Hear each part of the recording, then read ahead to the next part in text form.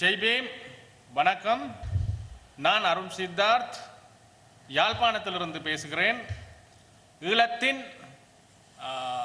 ஈழத்து தலித் மக்கள் விடுதலை முன்னணியின் பிரச்சார செயலாளராக உங்களுடன் நாளை நடைபெறவிருக்கும் தமிழ்நாட்டு சட்டமன்ற தேர்தல் தொடர்பாக தமிழ்நாடு வாக்காளர்களுடன் ஒடுக்கப்பட்ட மக்களுடன் பேசுவதற்கு சில விடயங்களை எம்மிடம் உண்டு.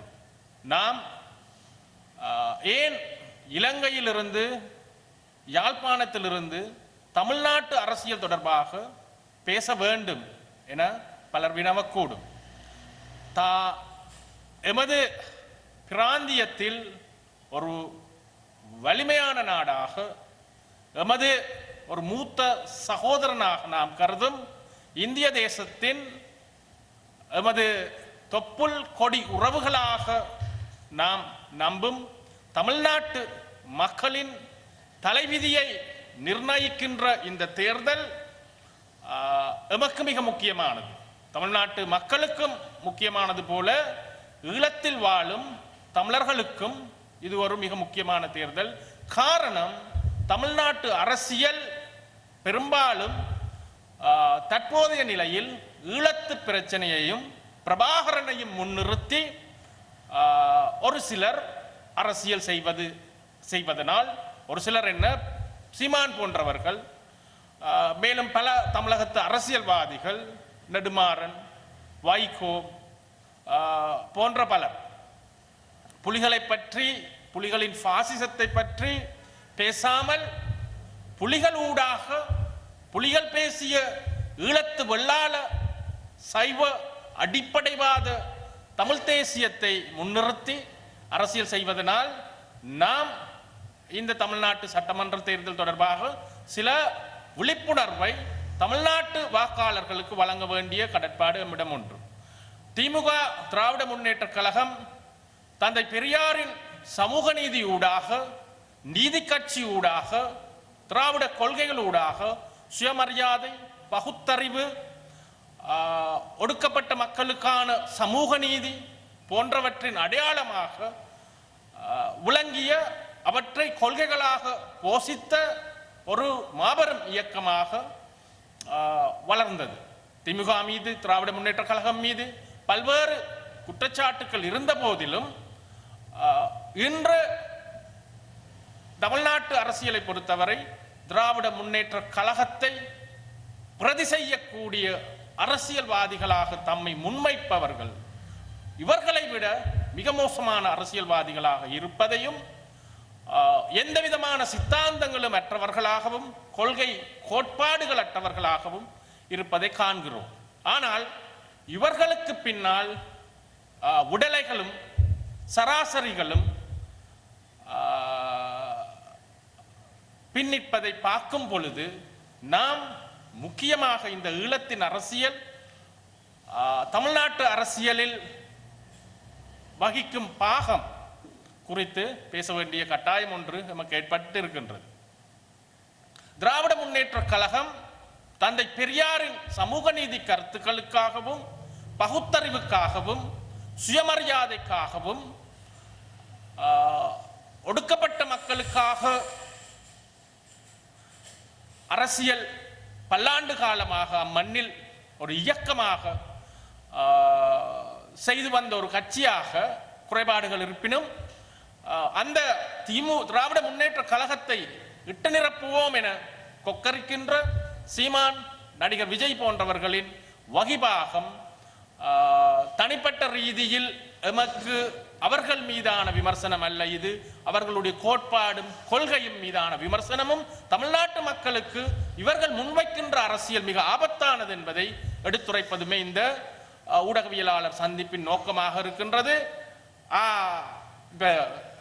சீமானை எடுத்துக்கொண்டீர்களேயானால் முற்றுமுழுதாக இலங்கையின் ஒரு பயங்கரவாத இயக்கமாக தடை செய்யப்பட்ட, இந்தியாவிலும் ஒரு பயங்கரவாத இயக்கமாக தடை செய்யப்பட்ட புலிகள் இயக்கத்தை முன்னிறுத்துகின்றார். புலிகள் இயக்கம் ஆங்கிலத்தில் கூறுவதானால் wars are sweet to those who are not participating it என்று சொல்றது. அதாவது யுத்தங்கள் என்றுமே அந்த யுத்தங்களில் ஈடுபடாதவர்களுக்கு இனிமையாக இருக்கும். ஆகவே சீமான் போன்றவர்கள் அந்த யுத்தங்களில் என்றும் ஈடுபட்டவர்கள் அல்ல, நாம் அந்த யுத்தங்களுடன் வாழ்ந்தவர்கள். ஆகவே இந்த நாட்டு இந்த யுத்த காலத்தில் வாழ்ந்தவர்களுக்கு தெரியும், இந்த யுத்தத்தில் வாழ்ந்தவர்களுக்கு தெரியும் இங்கு என்ன நடந்தது என்பது. இந்த யுத்த வலயத்தில் வாழ்ந்த தமிழ் மக்களுக்கு தெரியும் புலிகள் எவ்வாறு நமக்கு விடுதலை பெற்று தருவதாக கூறிக்கொண்டு என்ன நோக்கத்துக்காக தாம் ஆயுதம் கையில் எடுத்தார்கள் என்று கூறினார்கள். அதாவது தமிழ் மக்கள் சிங்கள அரசியல்வாதிகளால் சிங்கள ஆட்சியாளர்களால் இரண்டாம் தர பிரஜைகளாக நடத்தப்படுகின்றார்கள் என்று கூறிக்கொண்டு அந்த அடக்குமுறைக்கு எதிராக நாம் போராடுகின்றோம் என்று கூறிக்கொண்டு அந்த அடக்குமுறையிலிருந்து விடுதலை பெற்று தருகின்றோம் என்று கூறிக்கொண்டு முன்வந்த புலிகள் அந்த சிங்கள ஆட்சியாளர்களின் மீது செலுத்திய அடக்குமுறைகளை விட மிக அதிகமாக அடக்குமுறைகளை மேற்கொண்டார்கள். எந்த விதமான எள்ளளவேனும் ஜனநாயகமற்ற ஒரு பாசிச சூழலில் இந்த தமிழ் மக்கள் வைக்கப்பட்டிருந்தார்கள். அதற்கான ஆதாரங்களாக இது ஐக்கிய நாடுகள் சபையினால் வெளியிடப்பட்ட report of the secretary general's panel of experts on accountability in Sri Lanka எனப்படுகின்ற இறுதி யுத்த காலத்தில் வெளியிடப்பட்ட அறிக்கை. இந்த அறிக்கையில் புலிகளின் குற்றங்கள் மிக விரிவாக அறிக்கையிடப்பட்டிருக்கின்றது. இறுதி யுத்தத்தில் யுத்த வலயத்தில் இருந்து தப்பிச் சென்ற மக்களை சுட்டுக் கொன்றது வரை இங்கு ஆவணப்படுத்தப்பட்டிருக்கின்றது. இது ஹியூமன் ரைட்ஸ் வாட்ச் என்று சொல்லப்படுகின்ற அமெரிக்காவை தளமாக கொண்ட மனித உரிமை கண்காணிப்பகத்தின் அறிக்கை. இறுதி யுத்தத்திற்காக நிதியுதவி செய்தல், புலம்பெயர்ந்த தமிழர்களிடம் புலிகள் இயக்கத்தின் அச்சுறுத்தல்களும் பலாத்கார பணப்பறிப்பு. இவ்வாறு எண்ணிலடங்காத குற்றங்கள் இங்கு வாழ்ந்த புத்திஜீவிகள், இங்கு வாழ்ந்த இலக்கியவாதிகள், இங்கு வாழ்ந்த எழுத்தாளர்கள், இங்கு சமூகத்துக்காக போராடியவர்கள், முக்கியமாக ஒடுக்கப்பட்ட மக்களுக்காக போராடியவர்கள் அனைவரையும் புலிகள் எந்த விதமான ஒரு கணமேனும் சிந்திக்காமல் கொன்றொழித்தார்கள். பல்வேறுபட்ட கொலைகள் புலிகளின் ஆட்சி காலத்தில் நிகழ்ந்தது.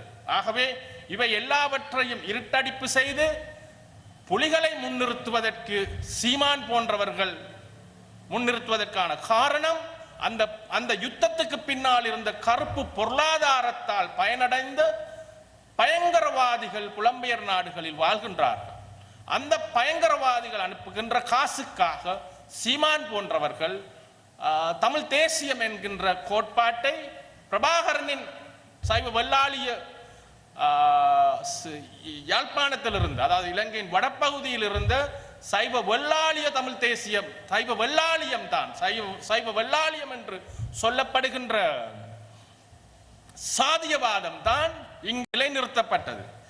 இந்தியாவில் the protection of civil rights act என்று சொல்லப்படுகின்ற பிசிஆர் ஆக்ட் 1955ஆம் ஆண்டு கொண்டு வரப்பட்டது. is an Indian law enacted to abolish untouchability and enforce civil rights arising from its abolition, fulfilling Article 17 of the Constitution.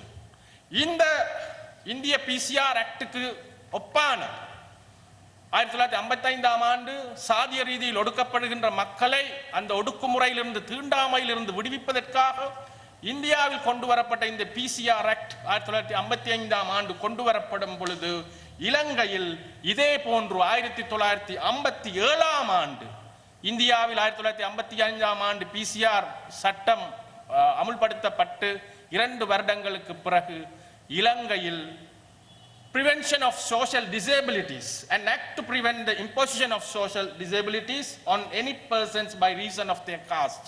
சாதிய ஒடுக்குமுறைக்கு எதிரான ஒரு சட்டம், சமூக குறைபாடுகள் தடுப்பு சட்டம் என்ற பெயரில் இலங்கையில் உருவாக்கப்பட்டது. காரணம், இந்தியாவில் இருந்ததை போன்று சில சமயம் அதை விட மோசமான முறையில் இங்கு மிகப்பெரிய சாதி ஒடுக்குமுறை ஒன்று நிகழ்ந்து கொண்டிருந்தது.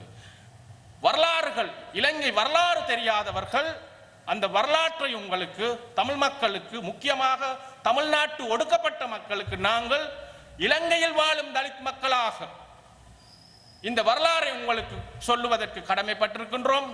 இது இலங்கையின் சட்டங்களை உருவாக்கிய புத்தகம், enactment of legislative enactment of Ceylon என்று சொல்லப்படுகின்ற இந்த புத்தகத்தில் இந்த சட்டத்தின் இந்த வடபிராந்தியத்துக்கு தமிழர்களுக்கு மட்டும் வடமாகாணத்தில் வாழ்கின்ற தமிழர்களுக்கு மட்டும் அமுல்படுத்தப்பட்ட ஒல்லாந்தர்களால் அமுல்படுத்தப்பட்ட கொண்டு வரப்பட்ட தேசவளமை சட்டம் என்கின்ற ஒரு சட்டம் இருந்தது. இங்கு 1707ஆம் ஆண்டு இந்தியாவில் பார்ப்பனியம் போல யாழ்ப்பாணத்தில் வெள்ளாளியம் ஒல்லாந்தர்களுடன் இணைந்து இந்த சட்டத்தை கொண்டு வந்தது.